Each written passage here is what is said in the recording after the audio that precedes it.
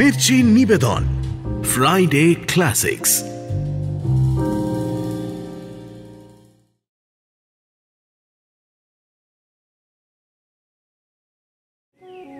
আজ সকলের আশা চাই, কারণ সংকটময় মুহূর্ত সমুপস্থিত। আমি তো গোড়াতেই বলেছিলাম ওইসব চিত্র তারকা ফারকা বাদ দে। আরে ওদের কথার কোনো ভ্যালু নেই। আমার মনে হয় তেলা মাথায় তেল দেওয়ার চেয়ে এইটা অনেক ভালো হবে। আপনি আমাদের শহরের লোক, অথচ তেমন করে তো কেউ আপনাকে চেনে না।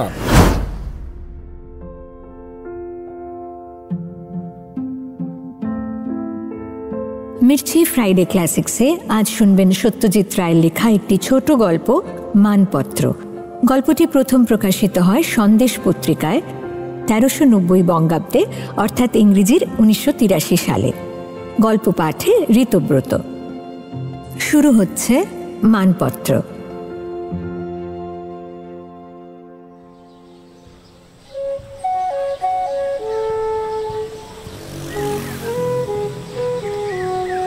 শতদল সংস্থার সেক্রেটারি প্রণবেশ দত্ত বিস্ফোরক সংবাদটি ঘোষণা করবার পর উপস্থিত সদস্যদের মুখ দিয়ে প্রায় 1 মিনিট কোনো কথা বেরোল না। ক্লাব ঘরে জরুরি মিটিং বসেছে নববর্ষের 5 দিন আগে। মিটিংয়ের উদ্দেশ্য প্রণবেশ জানায়নি কাউকে, কেবল বলেছে আজ সকলের আশা চাই, কারণ সংকটময় মুহূর্ত সমুপস্থিত। প্রথম মুখ খুলল জয়ন্ত সরকার। Are you absolutely sure? Jayanta লাগোসই ইংরেজির হদিশ পেলে বাংলা বলে না। বিশ্বাস না হয় চিঠি দেখো, বলল প্রণবেশ। এই তো সমর কুমারের নিজের সই।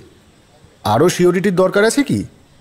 সমর কুমারের চিঠিটা হাত ঘুরে আবার প্রণবেশের কাছেই ফিরে এলো। হ্যাঁ, সমর কুমারেরই সই বটে। ফিল্ম পত্রিকার দৌলতে এই সই কারুর চিনতে বাকি নেই, বিশেষ করে রস্য উ এর ওই ডবল প্যাঁচ। কারণটা কি বলছে? প্রশ্ন করল নরেন গুঁই। শুটিং, বলল প্রণবেশ। হঠাৎ আউটডোর পড়ে গেছে কালিম্পংয়ে, অতএব ভেরি সরি। আশ্চর্য, বলল শান্তনু রক্ষিত। লোকটা হ্যাঁ বলে আবার না করে দিল। নরেন গুঁই বলল, আমি তো গোড়াতেই বলেছিলাম ওইসব চিত্র তারকা ফারকা বাদ দে। আরে ওদের কথার কোনো ভ্যালু নেই। What a catastrophe. কপালের ঘাম মুছে বলল জয়ন্ত সরকার। আচ্ছা, এর কোনো বিকল্প ব্যবস্থা হয় না? প্রশ্ন করল চুনিলাল সান্যাল। চুনিলাল স্থানীয় বিবেকানন্দ ইনস্টিটিউটে বাংলার শিক্ষক। এই লাস্ট মোমেন্টে আর কি বিকল্প ব্যবস্থা আশা করছো চুনিদা? বলল সেক্রেটারি প্রণবেশ। আর আমি তো চুপচাপ বসে নেই। এর মধ্যে 2 বার ট্রাঙ্ক কল করেছি কলকাতায়। নিমুর সঙ্গে কথা হয়েছে। বললাম গাইয়ে বাজিয়ে নাচিয়ে খেলুড়ে যা হোক একটা ধর। সংবর্ধনা অ্যানাউন্স করা হয়ে গেছে, মানপত্র লেখা হয়ে গেছে। সংবর্ধনা আমাদের 10 বছরের ট্র্যাডিশন, ওটা ছাড়া ফাংশন হবে না। নিমু বললে নো চান্স। এক কলকাতাতেই 7-7টা সংস্থা সংবর্ধনার আয়োজন করেছে। ক্যান্ডিডেটের চয়েস তো বেশি নেই। নাম করা যে কজন আছে সবাই এনগেজড। পল্টু ব্যানার্জিকে তো একদিন 2 জায়গায় সংবর্ধনা নিতে হচ্ছে, তাও একই শহরে বলে পারছে। শ্যামল সোম, রজত মান্না, হরবিলাস গুপ্ত, দেবরাজ সাহা সব ব্যাটাকে একধার থেকে কোনো না কোনো ক্লাব বুক করে রেখেছে। তুমি যে মানপত্রের কথা বললে, বললেন ইন্দ্রনাথ রায়, যিনি এখানে সকলের বয়োজ্যেষ্ঠ। সমর কুমারের জন্য যে মানপত্র লেখা হয়েছে সেটা তুমি অন্যের ঘাড়ে চাপাবে কি করে? আপনি বোধহয় মানপত্রটা দেখেননি ইন্দ্রদা। না, দেখিনি। তাই ওর কোথাও ফিল্ম স্টার বা ফিল্মের কোনো কথা নেই। অ্যাড্রেস করা হয়েছে হে সুধি বলে। সুধি তো এনিওয়ান হতে পারে। দেখি মানপত্রটা একবার। দেরাজ থেকে একটা পুরু পাকানো কাগজ বের করে সেটা ইন্দ্রনাথ রায়ের হাতে দিয়ে দিল প্রণবেশ। এটা লিখতে মনতোষের ঝাড়া 7 দিন লেগেছে। ভাষাটা অবশ্যই চুনিদার। চুনিলাল খুব করে একটা কাশি দিয়ে তার অস্তিত্বটা জানান দিল। তোমার প্রতি চাহিয়া আমাদের বিস্ময়ের সীমা নাই। হ্যাঁ, একই এ যে চেনা চেনা মনে হচ্ছে। পাকানো কাগজটা খুলে ধরেছেন ইন্দ্রনাথ। তাঁর কপালে খাঁজ, দৃষ্টি চুনিলালের দিকে। তা তো হবেই, বলল চুনিলাল। রবীন্দ্র জয়ন্তীতে উৎসব কমিটির পক্ষ থেকে স্যার জগদীশ বোস কবিগুরুকে অভিনন্দন জানিয়েছিলেন। ভাষাটা শরৎচন্দ্রের, এটা তার প্রথম লাইন। সে লাইন তুমি বেমালুম লাগিয়ে দিলে। আচ্ছা, কোটেশনে আপত্তি কিসের ইন্দ্রদা? এ তো বিখ্যাত পংক্তি, শিক্ষিত বাঙালি মাত্রই চিনবে। এর চেয়ে ভালো ধরতাই হয় না। তা বলি, আর কটা কোটেশন আছে এতে? আর নেই ইন্দ্রদা, বাকিটা সম্পূর্ণ মৌলিক। মানপত্র টেবিলের উপর ফেলে দিয়ে ইন্দ্রনাথ বললেন, তাহলে বোঝো এখন তোমরা কি করবে। অক্ষয় বাগচির বয়স 50-এর কাছাকাছি, মেজাজও বেশ ভারিক্কি। তিনি একটা হুইলস ধরিয়ে ধোঁয়া ছেড়ে বললেন,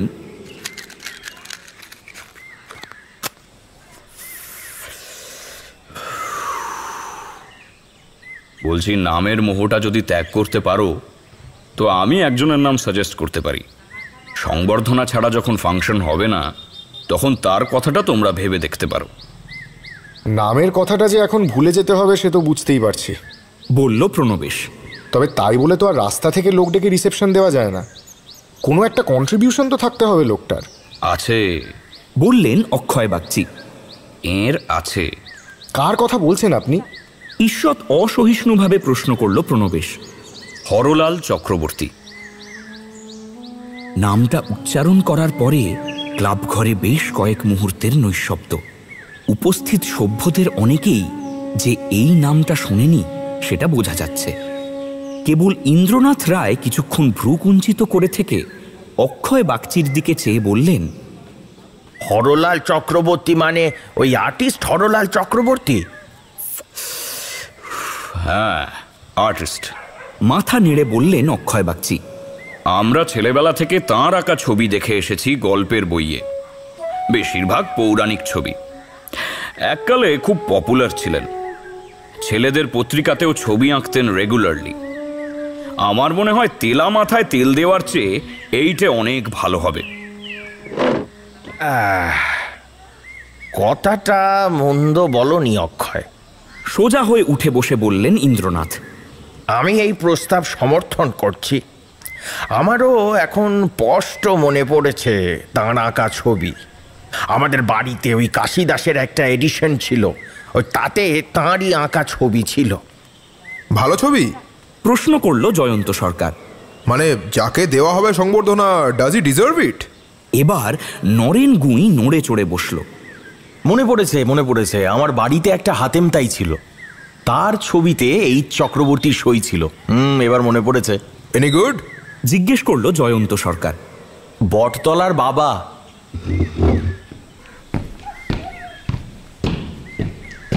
কথাটা বলে নরেন গুঁই ঘর থেকে বেরিয়ে গেল। বয়োজ্যেষ্ঠদের দৃষ্টির আড়ালে সিগারেটে দুটো টান মেরে আসতে হবে। ছবি ভালো কি মন্দ সেটা বড় কথা নয়। লোকটা একটানা বহুকাল ধরে কাজ করে গেছে, অক্লান্ত কর্মী। চাহিদা যখন ছিল তখনও নিশ্চয়ই পপুলারিটিটাও ছিল। অথচ ওই বাগচি যেটা বলল, যাকে বলে রেকগনিশন, সে জিনিস সে নিশ্চয়ই পায়নি। আর সেটাই শতদল সংস্থা তাকে দেবে। আর সবচেয়ে বড় কথা, বললেন অক্ষয় বাগচি, আর সুবিধের কথা এই যে সে এই শহরেরই লোক, তার জন্য কলকাতা ছুটোছুটি করতে হবে না। আরে বাস, এটা তো জানা ছিল না, বলল প্রণবেশ। তথ্যটা উপস্থিত সকলের কাছেই নতুন বলে ক্লাব ঘরে একটা গুঞ্জন শুরু হয়ে গেছে। কিন্তু তিনি থাকেন কোথায়? প্রণবেশ অক্ষয় বাগচির দিকে জিজ্ঞাসু দৃষ্টি দিল। আমি জানি, বললেন বাগচি। কুমোরপাড়ার শেষ মাথায় যেখানে রাস্তা দুভাগ হয়ে গেছে, সেটা ধরে বাঁয়ে কিছু দূর গেলেই মনমথো ডাক্তারের বাড়ি। তিনি একবার বলেছিলেন হরলাল চক্রবর্তী তাঁর প্রতিবেশী। আপনি তাকে চেনেন, হরলালকে?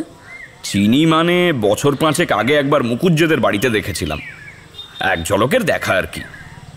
বোধহয় ওদের বাড়ির জন্য কিছু ছবি আঁকছিলেন। কিন্তু প্রণবেশের মনে এখনো খটকা। কিন্তু কি? জিজ্ঞেস করলেন ইন্দ্রনাথ রায়। না মানে নামটা তো অ্যানাউন্স করতে হবে যদি উনি রাজি হন সংবর্ধনা নিতে। তাতে কি হলো?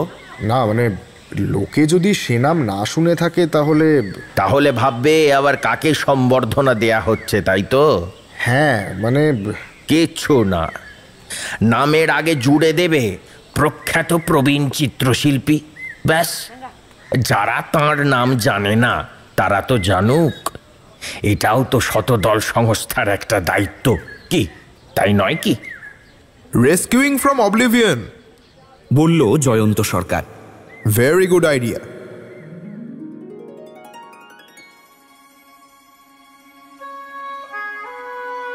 আইডিয়াটা যে ভেরি গুড সেটা মোটামুটি সকলেই মেনে নিল। উৎসাহের নিভু নিভু আগুন ইন্ধন পেয়ে আবার হলকে উঠল। সকলেই স্বীকার করল যে এতে শতদল সংস্থার প্রেস্টিজ বাড়বে বই কমবে না। তারা যেটা করতে চলেছে সেটা মামুলি সংবর্ধনা নয়, সেটা একটা সামাজিক কর্তব্যও বটে। হয়তো এটাই হবে ভবিষ্যতের রেওয়াজ।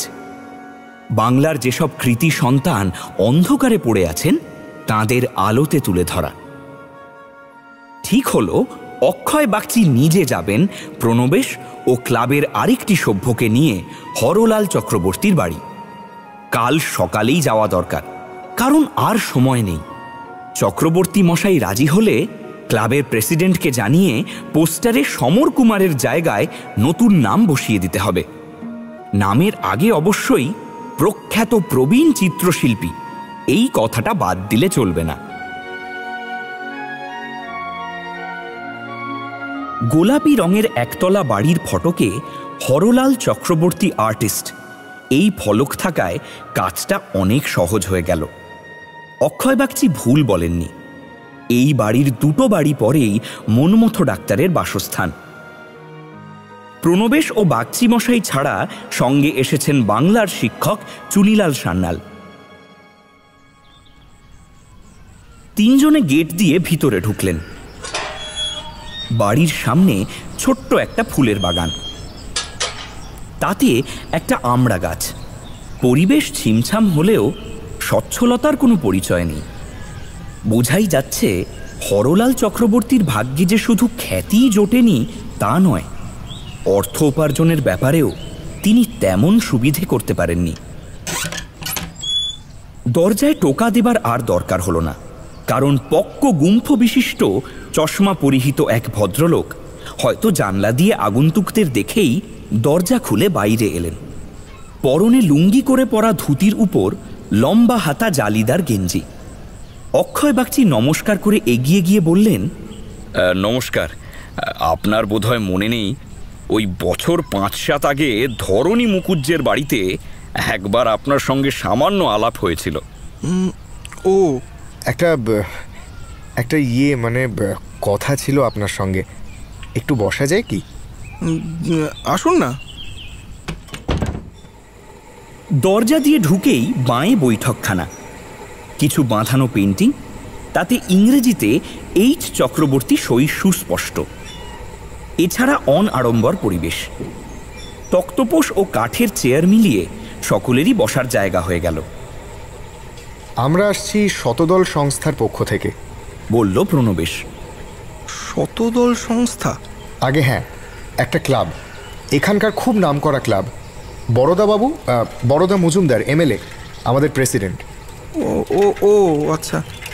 আমরা প্রতি বছর পয়লা বৈশাখ একটা ফাংশন করি, একটু গান বাজনা হয়, একটা একাঙ্ক নাটিকা, আর তার সঙ্গে বাংলার সংস্কৃতির ব্যাপারে যার কিছু অবদান আছে এমন একজনকে আমরা সংবর্ধনা দিই। এবার আপনার কথাটাই মনে পড়ল। আপনি আমাদের শহরের লোক, অথচ মানে তেমন করে তো কেউ আপনাকে চেনে না। পয়লা বৈশাখ? আগে হ্যাঁ। সে তো আর মাত্র 4 দিন। হ্যাঁ, মানে একটু লেট হয়ে গেল, কতকগুলো অসুবিধা ছিল। বুঝলাম।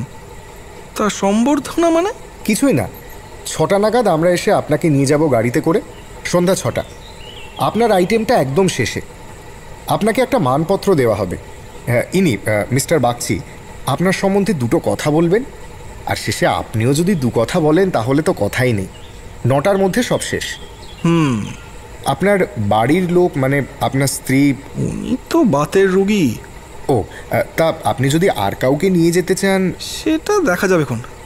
এবার অক্ষয় বাগচি একটা কাজের কথা পারলেন। মানে বলছিলাম কি, আপনার সম্বন্ধে একটা ইন্ট্রোডাকশন দিতে পারলে ভালো হতো। ঠিক আছে, আমি কিছু তথ্য লিখে রাখবো একটা কাগজে। আপনারা কাল কাউকে পাঠিয়ে দেন যদি। আমি নিজেই এসে নিয়ে যাব, বলল প্রণবেশ।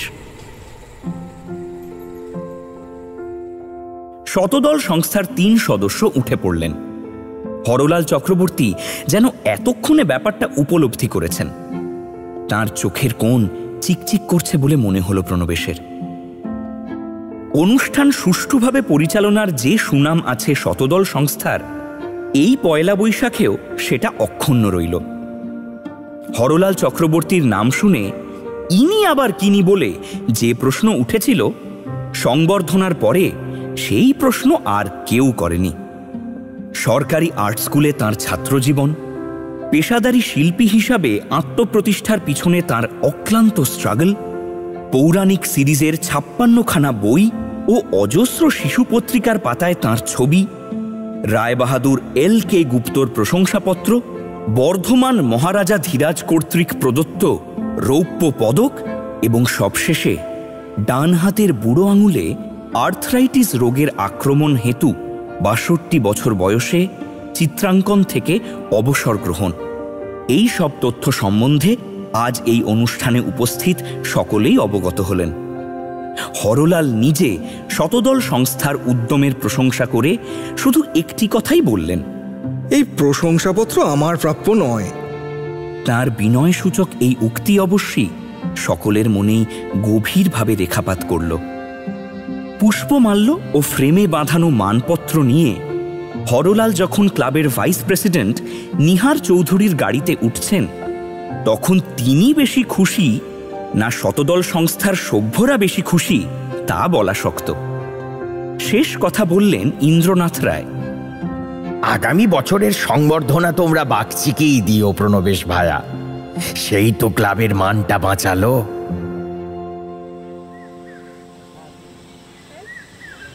পরদিন সকালে সংস্থার আপিসে একটি লোক এসে সেক্রেটারির নামে একটি মোড়ক দিয়ে গেল। প্রণবেশ মোড়কটা খুলে ভারী অবাক হয়ে দেখল, তাতে রয়েছে হরলাল চক্রবর্তীর মানপত্র। সঙ্গের চিঠি রহস্য উদ্ঘাটন করবে মনে করে সেটি খুলে প্রণবেশ যা পড়ল তা হলো এই। সেদিন আপনাদের কথায় মনে হয়েছিল আপনারা নিহাত বিপাকে পড়ে হরলাল চক্রবর্তীকে সম্বর্ধনা দেবার সিদ্ধান্ত নিয়েছেন। আপনাদের ত্রাণকর্তার ভূমিকা পালন করতে পেরে আমি পুলক বোধ করেছি। তবে মানপত্রটি ফেরত দিতে বাধ্য হলাম। তার কারণ, প্রথমত পড়ে দেখলাম যা নাম ও তারিখ বদল করে এটি আপনারা স্বচ্ছন্দে আগামী বছর কাজে লাগাতে পারবেন। দ্বিতীয়ত, এই মানপত্র সত্যিই আমার প্রাপ্য নয়। চিত্রশিল্পী হরলাল চক্রবর্তী আজ ৩ বছর হল এই শহরেই দেহরক্ষা করেছেন। তিনি ছিলেন আমার দাদা, আমি কাঁথিতে পোস্ট অফিসের সামান্য কর্মচারী।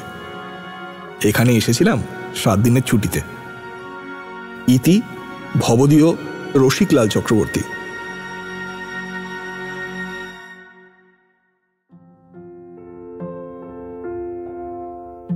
মির্চি ফ্রাইডে ক্লাসিক্সে আজ শুনলেন সত্যজিৎ রায়ের লেখা মানপত্র।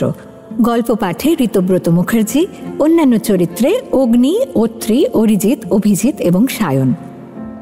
ধ্বনি পরিকল্পনা ও আবহ সঙ্গীত অভিজ্ঞান। প্রচার অলঙ্করণ জয়েন দ্য ডটস। শব্দগ্রহণ অভিজ্ঞান ও অরুণিমা দে। পরিচালনায় অরুণিমা দে। সমগ্র পরিকল্পনায় ইন্দ্রাণী।